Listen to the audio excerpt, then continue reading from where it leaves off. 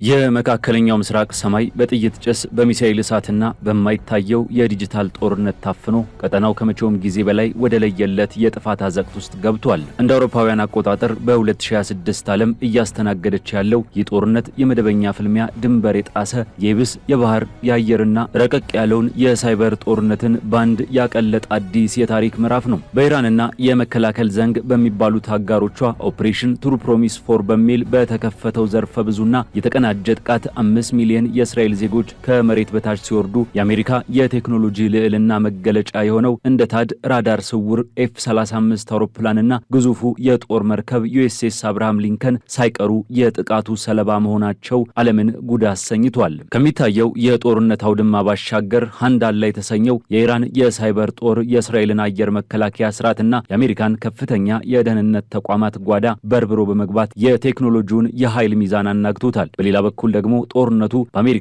የውስጥ ፖለቲካና በፔንታጎን ወታደራዊ መዋቅር ውስጥ ያመጣው ከባድ መናወጥ የአሜሪካ ጦር እዝ ሰንሰለት ክፉኛ ፈተና ውስጥ ከቶታል። የፕሬዝዳንት ዶናልድ ትራምፕ አስተዳደር አገዛዝን የመቀየር ዛቻና ፉከራ ከተጨባጭ የኢራን አይበገሬነት ከተባበሩት የቀጠናው ታጣቂዎች አደገኛ የድሮን ስልት እንዲሁም ከሩሲያ ድብቅ የጂኦፖለቲካዊ ተሳትፎ ጋር ሲላተም ይህ ውጥረት ከሁለትዮሽ ግጭት አድማሱን አስፍቶ መላውን ዓለም ወደማይታወቅ የኢኮኖሚ የነዳጅና የፖለቲካ ቀውስ ገደል ሊገፋው እንደሚችል ይህ ትንታኔ በሰፊው ያብራራል። ይህ ቮይስ ኦፍ ኢትዮጵያ ዓለም አቀፍ ትንታኔ ነው። የዓለምን ፖለቲካ በሰፊው የምንዳስስበት መድረክ። ለቻናላችን አዲስ የሆናችሁ ሰብስክራይብ በማድረግ አብራችሁን ቆዩ።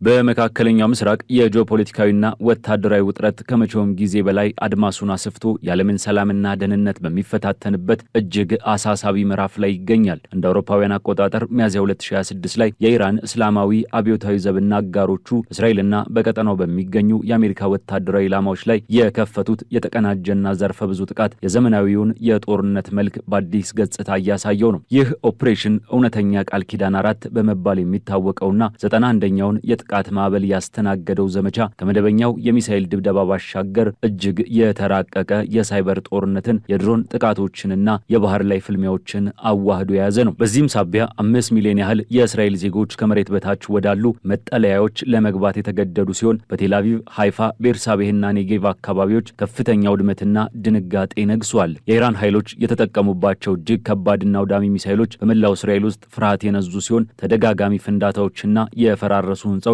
የዕለቱ ገጽታዎች ሆነዋል። ይህ ሁኔታ የአሜሪካ ፕሬዝዳንት ዶናልድ ትራምፕ ኢራንን ወደ ድንጋይ ዘመን እመልሳታለሁ በማለት ያሰሙትን ዛቻ ተከትሎ የመጣ በመሆኑ የኢራን ወታደራዊ ምላሽ ለትራምፕ ንግግር የተሰጠ ተግባራዊ ማስጠንቀቂያ ሆኖ ተወስዷል። የኢራን አብዮታዊ ዘብ ቃል አቀባይ የሆኑት ኢብራሂም ዞልፋጋሪ በበኩላቸው አሜሪካና እስራኤል የኢራንን ወታደራዊ አቅም ዝቅ አድርገው በመገመት ትልቅ ስህተት መስራታቸውን ገልጸው የኢራን ሚሳኤሎች፣ ድሮኖችና ስትራቴጂካዊ መሳሪያዎች በቀላሉ የሚገመቱ አለመሆናቸውን በአጽንኦት ተናግረዋል። ከዚህ ከሚታየውና ከሚሰማው የሚሳኤል ዝናብ ጎን ለጎን በማይታየው የዲጂታል ዓለም ውስጥ የሚካሄደው የሳይበር ጦርነት ሌላው የዚህ ግጭት አደገኛ ገጽታ ሆኗል። ሃንዳላ የተሰኘውና ከኢራን ጋር የጠበቀ ትስስር እንዳለው የሚታመነው የሳይበር አጥቂ ቡድን በእስራኤልና በአሜሪካ ከፍተኛ የደህንነትና የመከላከያ ተቋማት ላይ ያደረሰው ጥቃት የቴክኖሎጂውን የበላይነት ጥያቄ ውስጥ የከተተ ነው። ይህ ቡድን የአሜሪካን የፌዴራል ምርመራ ቢሮ ዳይሬክተር ካሽ ፓቴልን የግል ኢሜይል አካውንት በመጥለፍ የሲጋራና የመጠጥ ፎቶዎቻቸውን ጭምር በማውጣት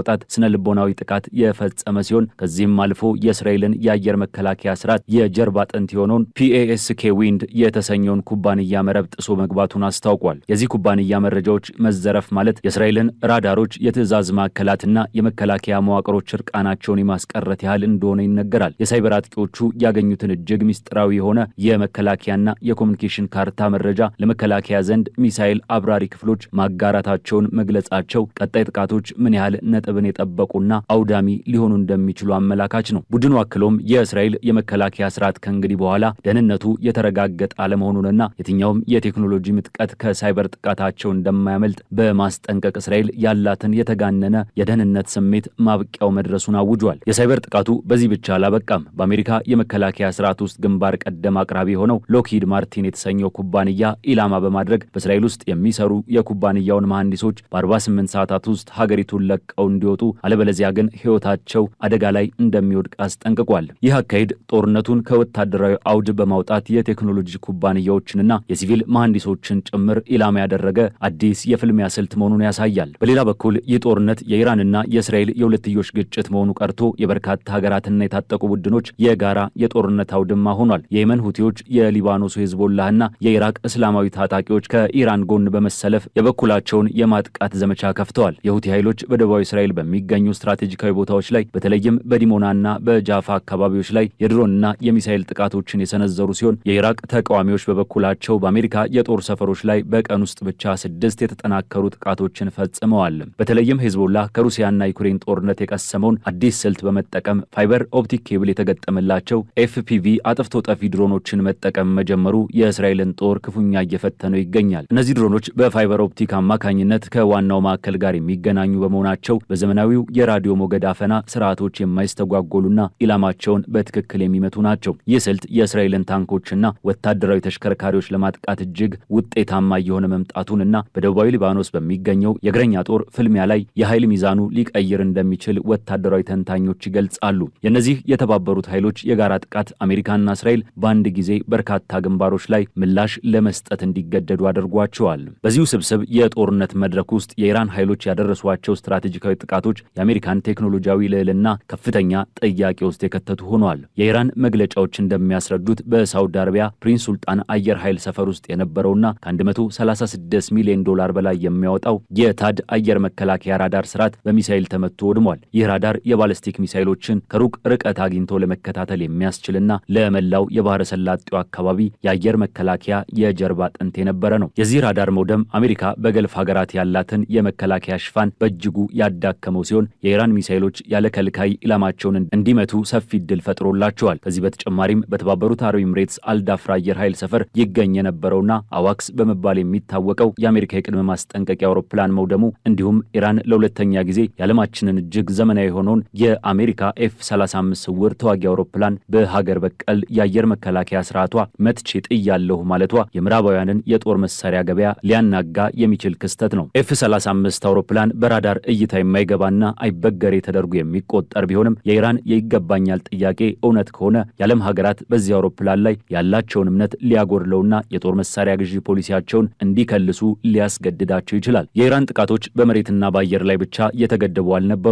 በባህር ላይም ከፍተኛ የኃይል ማሳያ ተደርጓል። የአብዮታዊ ዘቡ ኃይሎች በአረቢያን ባህር ውስጥ በተሰማራው ዩኤስኤስ አብርሃም ሊንከን በተሰኘው ግዙፍ የአሜሪካ የጦር መርከብ ላይ 4 ቃደር ክሩዝ ሚሳይሎችን መተኮሳቸውን ማሳወቃቸው ጦርነቱ ወደ ለየለት የባህር ላይ ፍልሚያ ማምራቱንም ያሳያል። ምንም እንኳን አሜሪካ የጉዳቱን መጠን በትክክል ባታሳውቅም የኒኩለር ኃይል በሚጠቀም ግዙፍ የአውሮፕላን ተሸካሚ መርከብ ላይ ጥቃት መሰንዘሩ በራሱ ኢራን ያላትን የድፍረት መጠንና በባህረ ሰላጤው ያላትን ተጽዕኖ በግልጽ የሚያሳይ ነው። በእነዚህ ሁሉ ውጫዊ ወታደራዊና የሳይበር ፍልሚያዎች መሃል አሜሪካ በውስጥ ፖለቲካዋና በወታደራዊ መዋቅሯ ውስጥ ከባድ ቀውስ እያስተናገደች ትገኛለች። የትራምፕ አስተዳደር የመከላከያ ጸሐፊ የሆኑት ፒት ሄግሴት በፔንታጎን ውስጥ ከፍተኛ የሆነ የመዋቅር ማጽዳት ዘመቻ እያካሄዱ መሆኑ ተዘግቧል። በተለይም የአሜሪካ ጦር ኢታማዦር ሹም የሆኑት ጄኔራል ራንዲ ጆርጅን ከስልጣን ማባረራቸው ከፍተኛ መነጋገሪያን ፈጥሯል። ጄኔራል ጆርጅ ከስልጣን የተነሱት አሜሪካ በኢራን ላይ የየብስ ወረራ እንድታካሄድ የቀረበውን ሐሳብ አጥብቀው በመቃወማቸው እንደሆነ የውስጥ አዋቂዎች ይናገራሉ።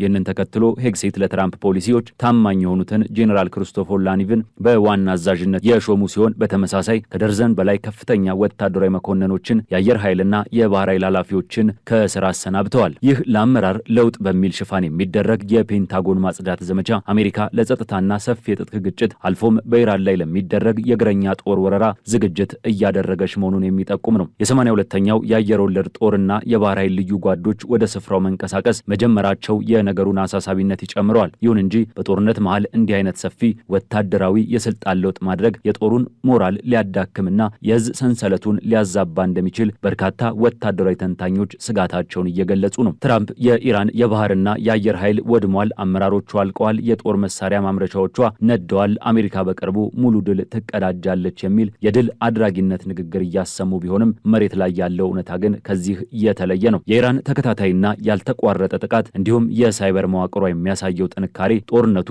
ቶሎ የሚያበቃ ሳይሆን ይበልጥ ወደ አደገኛ አቅጣጫ እያመራ መሆኑን ያረጋግጣል። የዚህ ሁሉ ክስተት ዳራ ከጂኦፖለቲካዊ ትስስሮች የጸዳ አይደለም። የሩሲያ መንግስት ለኢራን ከፍተኛ ከፍተኛ የሆነ የስለላና የቴክኒክ ድጋፍ እያደረገ መሆኑ በስፋት እየተነገረ ነው። ምንም እንኳን የሩሲያው የውጭ ጉዳይ ሚኒስትር ሰርጌይ ላቭሮቭ እናም የሩሲያው ፕሬዝዳንት ፑቲን ቃል አቀባይ ድሚትሪ ፔስኮቭ ሩሲያ ለአሜሪካ የጦር ሰፈሮች መረጃ ለኢራን አሳልፋ ሰጣለች የሚለውን ክስ ቢያስተባብሉም ከኢራን ጋር የጠበቀ ወታደራዊ የቴክኖሎጂ ስምምነት እንዳላቸው አልሸሸጉም። የሩሲያ ድሮን ቴክኖሎጂዎች በእስራኤል ላይ ለሚደረገው ጥቃት መዋላቸው እንዲሁም የቼቼን ወታደራዊ ክፍሎች ወደ ኢራን ለማቅናት ዝግጁ መሆናቸውን ማሳወቃቸው ጦርነቱ ከቀጠናዊ ግጭት አልፎ የዓለም ሀያላንን የውክልና ጦርነት መልክ እየያዘ መሆኑን ያሳያል። በተጨማሪም ኢራን በሆርሙዝ ባህረ ሰላጤ ላይ ያላትን ቁጥጥር ለማጠናከር ማቀዷ ዓለም አቀፉን የነዳጅና የኃይል አቅርቦት ገበያ ክፉኛ ሊያናጋው እንደሚችል ስጋትን ፈጥሯል። ትራምፕ በበኩላቸው ቬንዙዌላ ላይ የተወሰደውን የነዳጅ ማዕቀብና ቁጥጥር በኢራንም ላይ ለመድገም መዘጋጀታቸውን መግለጻቸው ጦርነቱ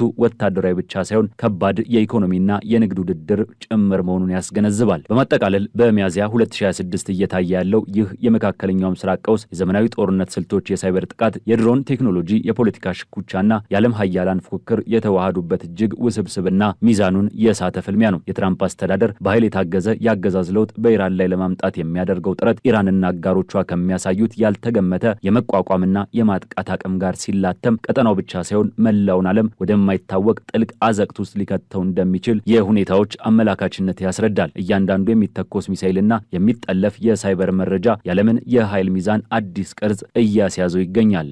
የዛሬው ዓለም አቀፍ ትንታኔያችን በዚሁ ተቋጨ። ስለተከታተላችሁን እያመሰገንን ለቻናላችን አዲስ የሆናችሁ ሰብስክራይብ በማድረግ ቤተሰብ እንድትሆኑ እንጋብዛለን። ከሰዓታት በኋላ በሌላ ዓለም አቀፍ ጉዳይ እስከምንገናኝ ሰናይ ጊዜ